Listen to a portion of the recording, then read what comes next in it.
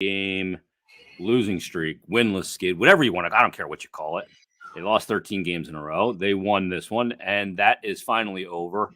And while it wasn't easy, nothing has been easy.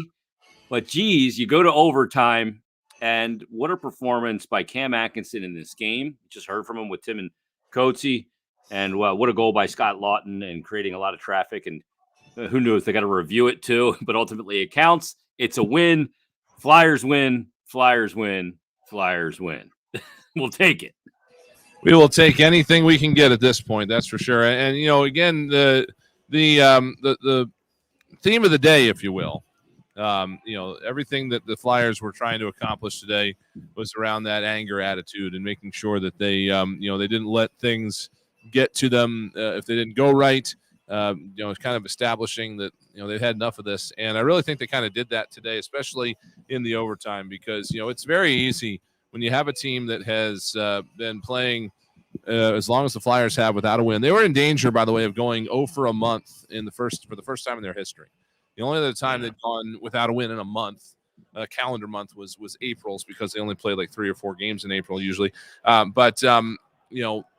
They could have just folded the tents after that late goal, right? I mean, this team being the way it is right now with everything that's gone against them, to have that late goal go in, that could just say, all right, well, it's not our night. But kudos to them. They came out, they dominated the overtime period, and Scott Lawton gets it done. And it was just one of those tenacious goals that was pressure for a good solid 10 or 15 seconds before they finally finished it off. So, like you said, it's finally over. However you want to slice it, it's finally over, and the Flyers can maybe relax a little bit, take off the pressure just a shade, and try to get one more against Winnipeg here before the break.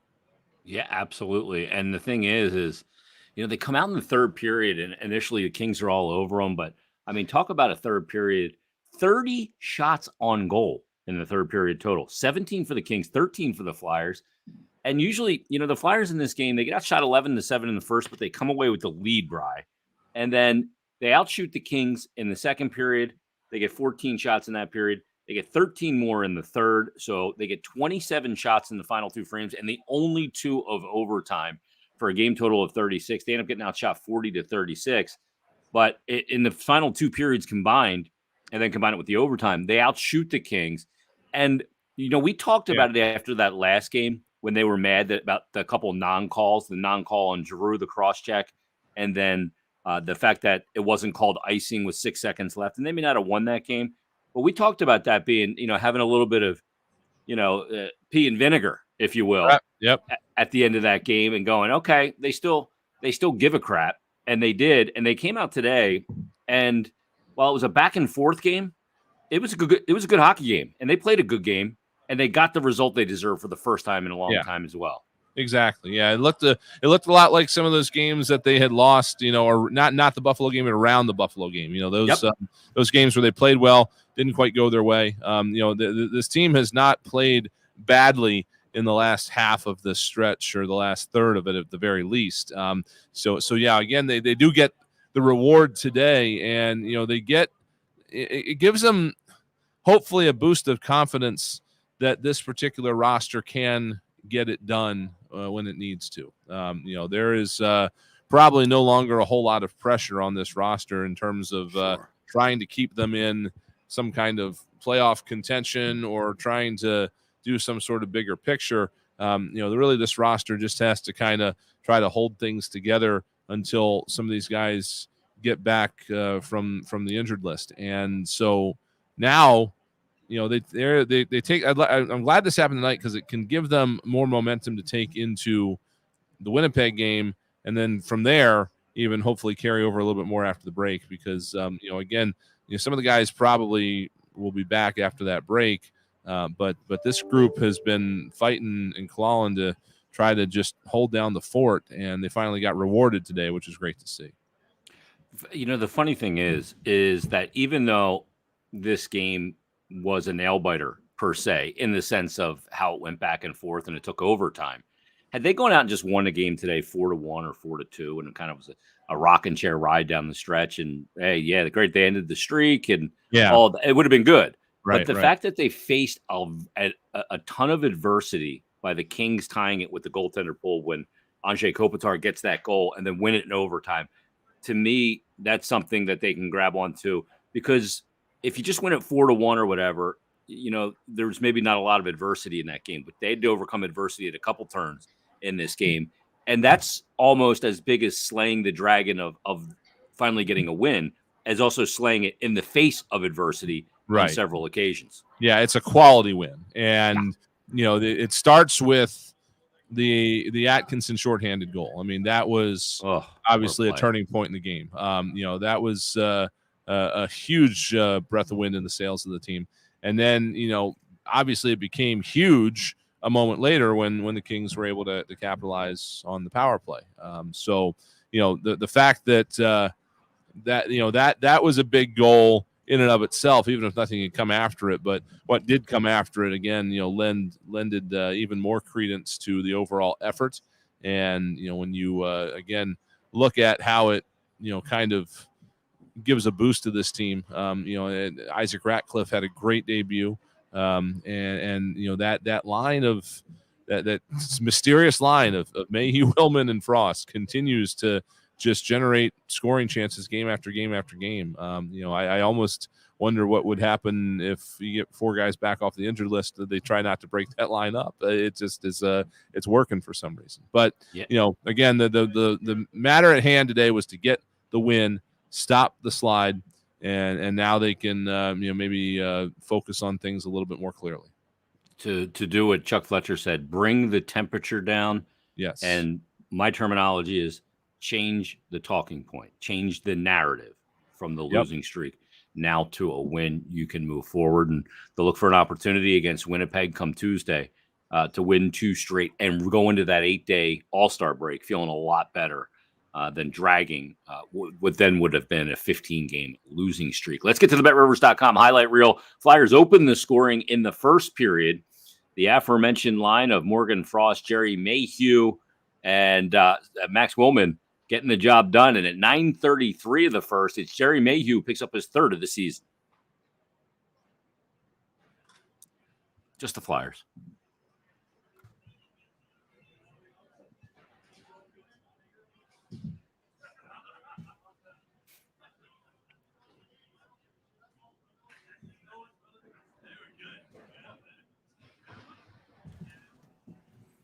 What a great play by Ristolainen there, really making that happen, shooting up the middle of the ice, and then lays out a beauty of a backhand to Mayhew, who puts it in behind Jonathan Quick. Flyers take the 1-0 lead, and they'll take that lead into the intermission. And then in the second period, they get the game to 2-0 when Cam Atkinson scores his first of 2 and his 16th of the season at 9:24 of the second.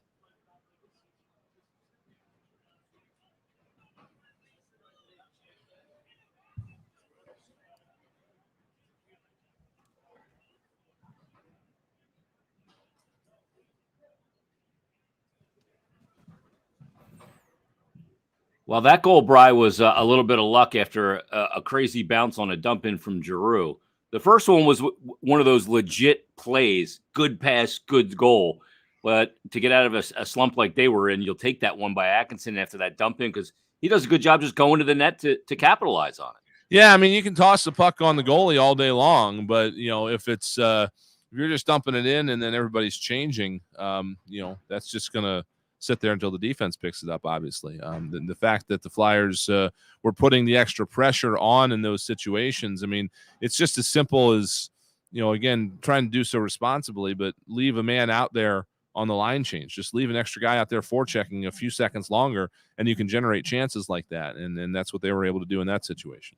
And Atkinson picks up his 16th of the season. Giroux picks up the assist. Flyers up 2-0. 15-15 of the second period.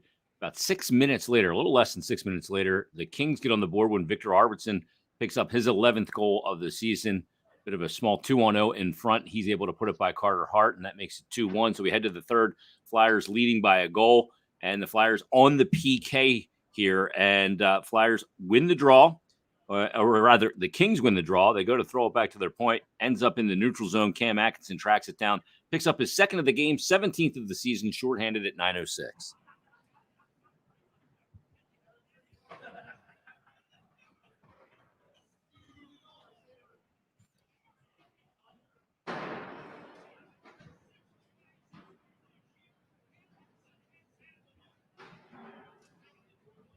No, you got a 2-goal lead at that point, midway through the third period. But the Kings, they answer in short order at 9:51. Victor Arvidsson picks up his second of the game, 12th of the season. That's a power play goal, 3-2 the score. Then with the goaltender pulled at 19:22 of the third period, the Kings get it tied with Anze Kopitar at 34 years of age, I think, at this point. Something like that, yeah. Yeah, picks up his 14th of the season. And that makes it 3-3. So the Flyers head to overtime. I think Coatsy said it best when he said, you got to win it in a 3-on-3. This team has yet to score a goal in the shootout. 0 for 16. They head to the 3-on-3 overtime. And at 2:22 of the overtime, the Flyers get the win. They end the losing streak when Scott Lawton deflects the puck by Jonathan Quick and picks up his 7th goal of the season, the game winner.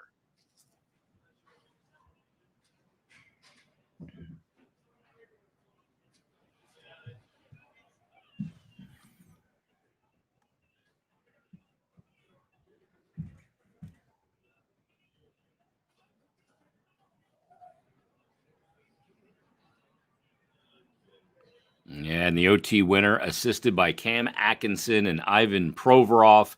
Flyers get the win, and they put that losing skid in the rear view mirror, and they'll take it. It was reviewed, but it counted, and that losing skid is now a thing of the past.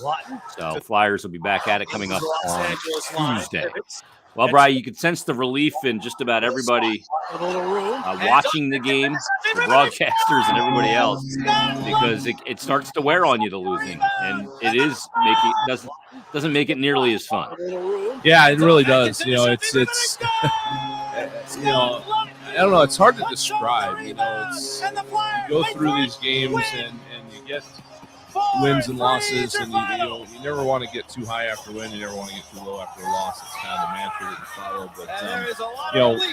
But you win a game, and you wake up the next morning, and your morning goes better the day after a win than it does after a loss. It's just one of those things that comes with being a pro athlete, working in sports, being connected to sports, whatever.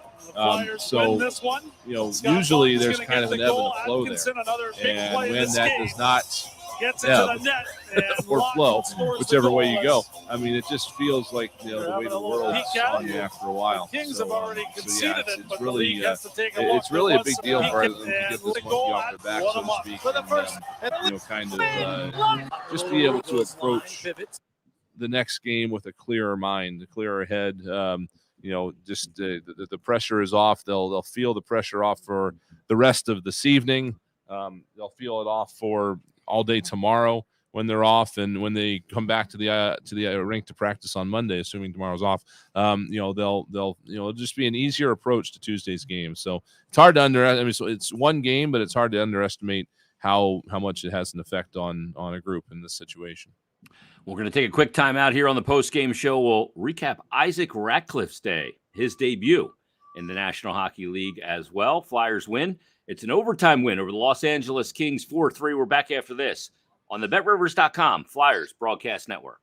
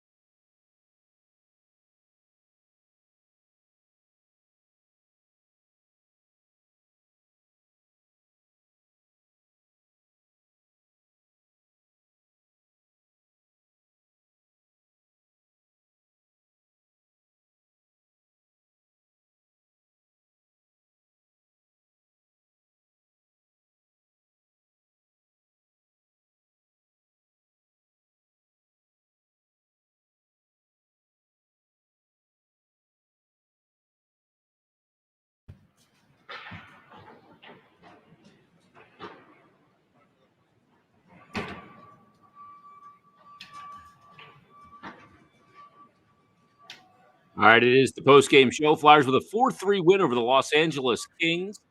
Be back in action come Tuesday against the Winnipeg Jets. Right, Isaac Ratcliffe today. Pretty impressive debut. He looked good. Yeah, I mean, every time you saw him out there, it was because he was doing something good. You know, there's three ways you can play a hockey game. One is that you go 60 minutes and nobody really sees you, and that's the easy way for a guy making his debut to go. That's the safe way. The other way you can do it is that people notice you because you do bad things, because you make a bad play, you give a puck away, you miss an assignment, you take a penalty, whatever. And then there's what you probably want if you're just about anybody, and that's to be noticed for doing things like what Isaac Ratcliffe did today. Physical play. That's what the Flyers. That's why they drafted him. That's what they want him to bring to this team. Is a physical, hard-nosed forward with a scoring touch, and the scoring touch hopefully will come. But the physicality was there right from the hop today. The first time we saw it really was that that reverse hit. Then he had the Olimata hit and a couple of other times when he was just right around the net. I mean, he must have had, scoring chances is a weird stat in this league because it's not really a stat. There's just kind of random people keeping it, and it's very subjective. But I would not be surprised if the Flyers look at their tapes after the game and he has, 2, 3, maybe even 4 scoring chances there, because there were a couple of times he was buzzing right around the net, and we thought that NHL debut might include his first NHL goal. So hard to imagine, really, without it being a complete and total aberration, a better NHL debut. Obviously, for a guy like Ratcliffe, I mean, it's not going to be 4 goals like Austin Matthews had, but for a guy of his draft position and his current history, to see him come out and play like that today is fantastic, and it makes you look forward to seeing more of him hopefully on Tuesday. Yeah, he ends up with 3 shots on goal in the game, and he registers 4 hits. He doesn't even get credit for the Mikey Anderson reverse hit because Anderson hit him, although Ratcliffe absolutely obliterated him. If you missed that hit, just go to my Twitter, @JasonMert. I clipped it and sent it out, and he just destroys Mikey Anderson with that hit. And good debut for Ratcliffe, and I imagine he'll be in the lineup come Tuesday as well. And the Flyers will take the result for sure. Carter Hart, once again for the Flyers in this game. Quick was good in this game. Carter Hart was good in this game as well. 37 saves on 40 shots, and made some real big ones for the team as well. Another real big reason why they win the game. So, Brian, I'm going to leave you to it because I'm going to tape Isaac Ratcliffe, the aforementioned, right now for Flyers Daily, and you can wrap up the post-game show. But I'll see you on Tuesday. Absolutely. Sounds good. Yeah, just, in closing, really, it's almost a matter of taking a look at the overall kind of storylines that we looked at before with this game. We thought we were looking forward to Isaac Ratcliffe's debut. It was easy to kind of, look at that